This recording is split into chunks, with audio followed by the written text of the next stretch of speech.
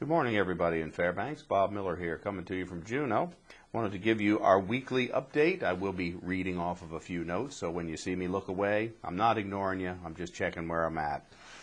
We've been talking a lot about energy, especially in the Interior delegation. We've heard a couple of presentations, not the least of which was from the Port Authority, the Fairbanks Port Authority, talking about trucking gas, natural gas, from the North Slope to Fairbanks. That's one viable idea we're chasing.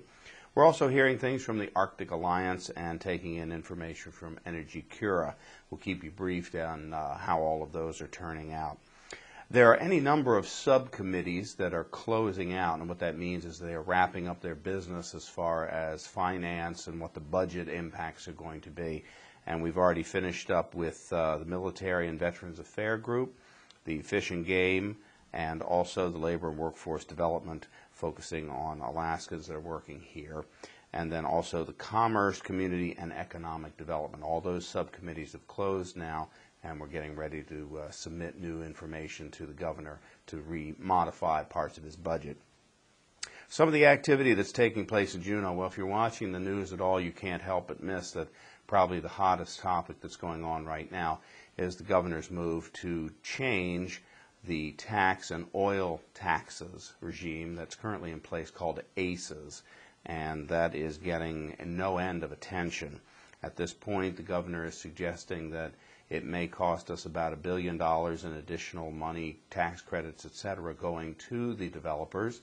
But at this point, it's pretty well universally acknowledged that we are getting no guarantees from those developers as to what they would or wouldn't do with those additional tax credits.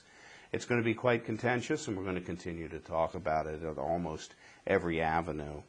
The other item that we've been talking about a lot here is what's called the base student allocation, as to how much money we're going to allocate for each student in our education system across Alaska.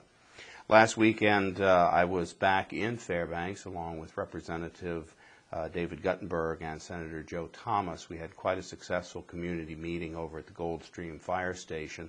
We had scheduled ourselves to talk for about 2 hours. It turned into a little more than 3, maybe 3.5. Mostly we did listening. We always want to see everyone when we're there and hear what you have to tell us. One last item, I would like to draw everyone's attention to a rather interesting and I think courageous act that was taken by one of the members of the House. One of our female representatives was going through the screening at SeaTac Airport.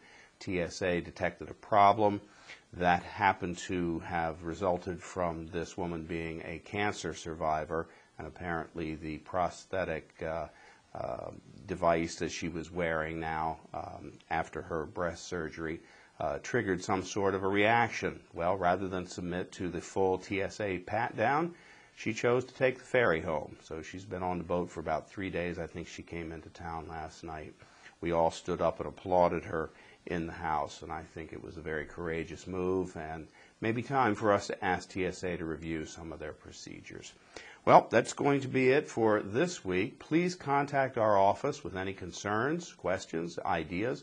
We always want to hear from you. Thanks a lot.